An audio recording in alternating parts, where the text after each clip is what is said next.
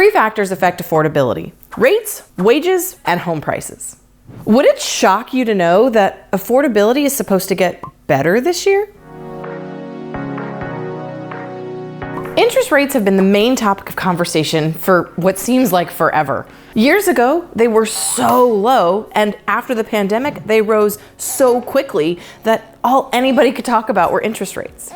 In 2022, rates doubled in just 12 months. That had literally never happened before. In October of last year, we hit 8%, which we hadn't seen since 2002.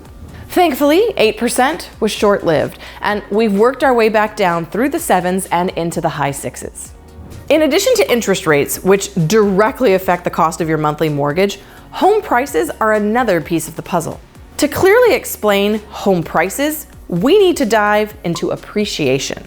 During the pandemic, the rate of appreciation, or the rate at which prices increase, was huge. You can see on this graph that anywhere from 14% to 23% appreciation was happening. That's like a house that cost $350,000 going up $70,000 and selling for $420,000. This rate of appreciation and price increases was driven by the pandemic. And you know what? It was not normal.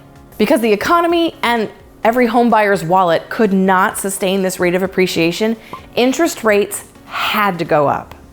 Higher interest rates mean higher monthly payments, which ultimately means less buyers are seeking to buy homes. And when less buyers are seeking to buy homes, property values do not increase as fast. As hard as it is to look at your neighbor who has a 3% interest rate and look at your mortgage at 7%, it had to happen. Because now we're looking at a more normal price appreciation. When you average all the industry predictions together, it's about 2.1%. As a buyer, this means while properties are still gaining in value, they're not gaining as fast. So that same house for $350,000 would be up by only $7,350 for a price of $357,350, which is an appreciation rate of 2.1%. And that, my friends, is much more easily sustained. The third affordability factor is wages. While inflation has made it feel like our paychecks don't quite stretch far enough, statistics show that in the private sector, wages are actually rising faster than the average trend line. This bump in wages, put together with the control on rising home prices and what we hope are going to be some lower interest rates, could make homeownership much more attainable this year. The good news is, when you factor all of these things, that affordability is going to get better for buyers.